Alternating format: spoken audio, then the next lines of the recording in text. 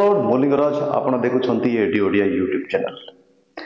आधुनिक जगत रे इजराइल देश सब बेले चर्चार विषय अटे।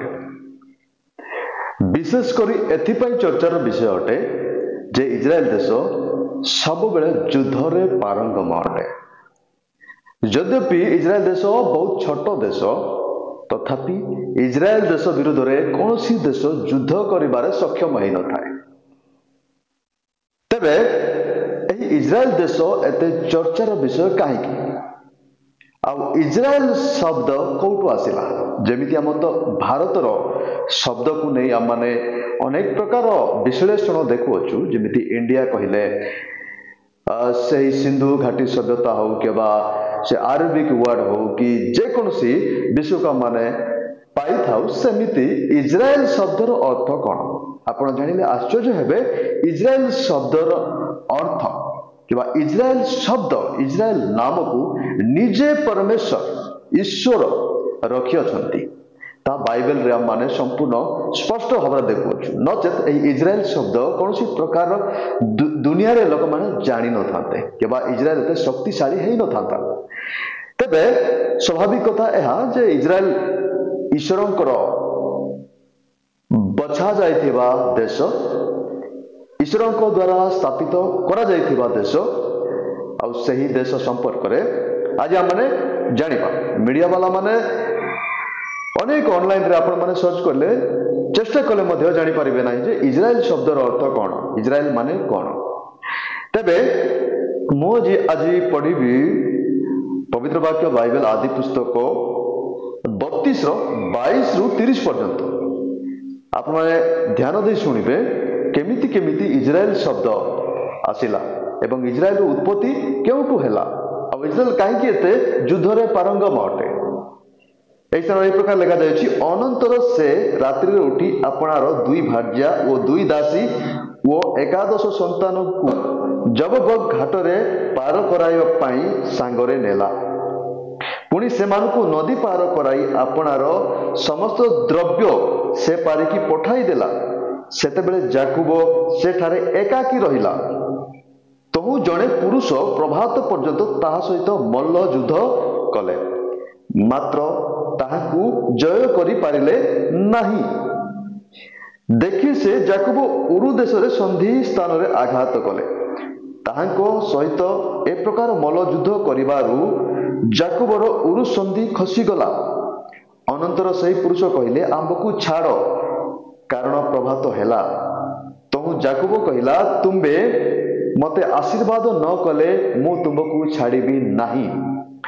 पुनर्बार सही पुरुष कहिले तुमर नाम कौन से कहिला जाकुब। से कहिले तुंबे जाकुब नाम रे आउ विख्यात हेबो नाही मात्र इजराइल माने परमेश्वरंक सहित योद्धा नाम रे विख्यात हेबो कारण तुंबे परमेश्वर ओ मनुष्य सहित युद्ध करी जय होई अछ। सेतबे जाकुब पचारी कहिला मु विनय करूछि तुमर नाम कुह। से कहिले तुंबे की हेतु आमर नाम पचारु अछ। तहु से सेठारे जाकुब को आशीर्वाद कले। सेतबेले सेही स्थानर नाम पनुएल परमेश्वरंकर मुख रखिला जेहेतु से कहिला मु परमेश्वरंकु मुखामुखी देखिली हे मोहर प्राण बंचीगला। प्रियर भाई भौणी माने स्थान रे हम देखुछि स्पष्ट भाव रे इजराइल देश संपर्क रे केते पूर्वर वर्णना करा जाय अछि।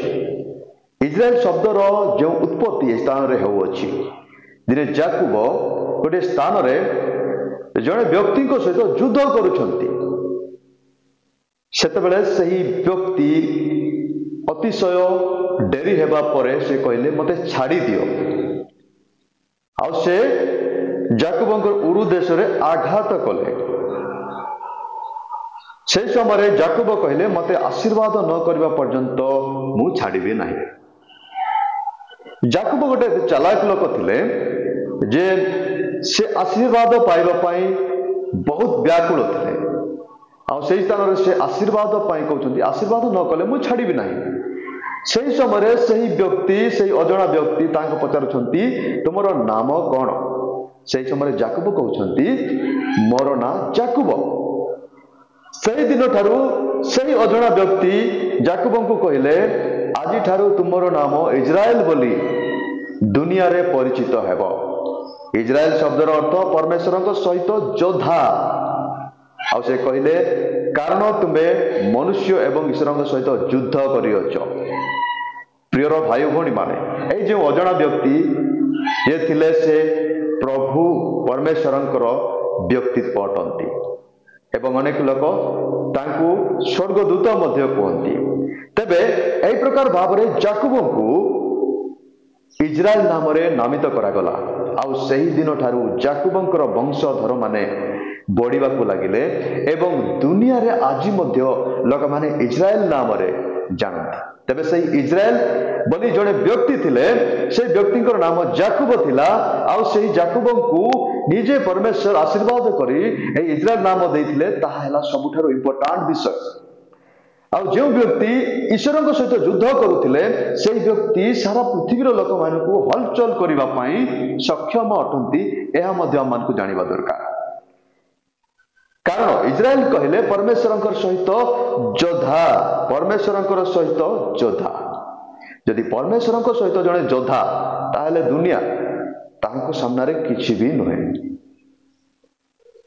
ଆପଣମାନେ ସ୍ପଷ୍ଟ ଭାବରେ ବୁଝିଥିବେ ପବିତ୍ର ବାକ୍ୟ ବାଇବଲ ଆଦି ପୁସ୍ତକ 32:22-30 ପର୍ଯ୍ୟନ୍ତ ଆପଣ ଯଦି ପଢିବେ ତାହେଲେ ଇସ୍ରାଏଲ ଶବ୍ଦର ଅର୍ଥ ଆପଣ ବୁଝିପାରିବେ। ଆଉ ଇସ୍ରାଏଲ ଲୋକମାନେ କାହିଁକି ଏତେ ଯୁଦ୍ଧରେ ପାରଙ୍ଗମ ଅଟନ୍ତି। ଇସ୍ରାଏଲର ଆଇରନ୍ ଡୋମ୍ କଥା ଆପଣ ଜାଣିଛନ୍ତି। ଆଇରନ୍ ଡୋମ୍ ଯାହାକି ଯେକୌଣସି ଦେଶର ମିସାଇଲ ତାଙ୍କ ଉପରେ ପଡ଼ିଲେ ସେ ସେହି ମିସାଇଲକୁ ଅଧା ଆକାଶରେ ହିଁ ଉଡ଼େଇ ଦେଇଥାଏ। ଆଉ ବିଶେଷ କଥା ଏହା ଯେ 24 ଘଣ୍ଟା ଆକ୍ଟିଭ ଥାଏ। ସେ କମ୍ପ୍ୟୁଟର ଦ୍ୱାରା ସଦା ସର୍ବଦା ଆକ୍ଟିଭ ଥାଏ। କେତେବେଳେ କୋଉ ମୁହୂର୍ତ୍ତରେ ମଧ୍ୟ ଯଦି ମିସାଇଲ ପଡ଼ିଲା ତାହେଲେ ସେମାନେ ଉପରେ ଉପରେ ଉଡ଼େଇ ଦିଅନ୍ତି। ତେବେ ସାରା ପୃଥିବୀରେ ଏତେ ଛୋଟ ଦେଶ ଇସ୍ରାଏଲ ଆଜି ପ୍ରସିଦ୍ଧ ଏଥିପାଇଁ ଯେ ସେ ଯୁଦ୍ଧରେ ପାରଙ୍ଗମ। ଆଉ ଲୋକମାନେ ଏହା ଭୟ କରୁଛନ୍ତି ଯେ ଅନ୍ତିମ ସମୟରେ ଯେତେ ସବୁ ମୁସଲମାନ ଦେଶ ଗୁଡ଼ିକ ଇସ୍ରାଏଲ ବିପକ୍ଷରେ ଯୁଦ୍ଧ କରିବେ ଆଉ ସେହି ଯୁଦ୍ଧ ତୃତୀୟ ମହାବିଶ୍ୱ ଯୁଦ୍ଧ ହେଇପାରେ। ତୃତୀୟ ମହାବିଶ୍ୱ ଯୁଦ୍ଧର ଯଦି କେନ୍ଦ୍ରବିନ୍ଦୁ ଇସ୍ରାଏଲ, ତେବେ ବାଇବେଲର କଥା କୌଣସି ପ୍ରକାର ବିଫଳ ହେଉନାହିଁ, ସମ୍ପୂର୍ଣ୍ଣ ଭାବେ ସଫଳ ହେଉଅଛି ଯେ ଇସ୍ରାଏଲ ଶବ୍ଦର ଅର୍ଥ ପରମେଶ୍ୱରଙ୍କ ସହିତ ଯୋଦ୍ଧା। ଆଉ ପରମେଶ୍ୱରଙ୍କ ସହିତ ଇସ୍ରାଏଲ ଦିନେ ଯୁଦ୍ଧ କରିଥିଲେ। ଆଉ ସେହି ଇସ୍ରାଏଲ ମନୁଷ୍ୟଙ୍କୁ ଯୁଦ୍ଧ କରିବାରେ ତ ବହୁତ ସାଧାରଣ ବିଷୟ ଅଟେ। ତେବେ ଏହି ସମ୍ପର୍କରେ ଆମମାନେ ଜାଣିବାର ଆବଶ୍ୟକ ରହିଅଛି। 24 ଘଣ୍ଟା ଆମେ ତ ନ୍ୟୁଜ ଦେଖୁଛୁ, କିନ୍ତୁ ସେହି ଇସ୍ରାଏଲ ଦେଶ କେମିତି ଆସିଲା, କୋଉଠୁ ଆସିଲା, ସେହି ବିଷୟ ଆମମାନଙ୍କୁ ଜାଣିବା ଆବଶ୍ୟକ ରହିଅଛି। ତେବେ ଆଜି ପାଇଁ ଏତିକି, ପୁଣି ଦେଖା ହେବ ନେକ୍ସଟ ଭିଡ଼ିଓରେ। ସେହି ସମ୍ପର୍କରେ ସମସ୍ତଙ୍କୁ ନମସ୍କାର। ପ୍ରେଜ୍ ଦ ଲର୍ଡ, ଗଡ୍ ବ୍ଲେସ୍ ୟୁ।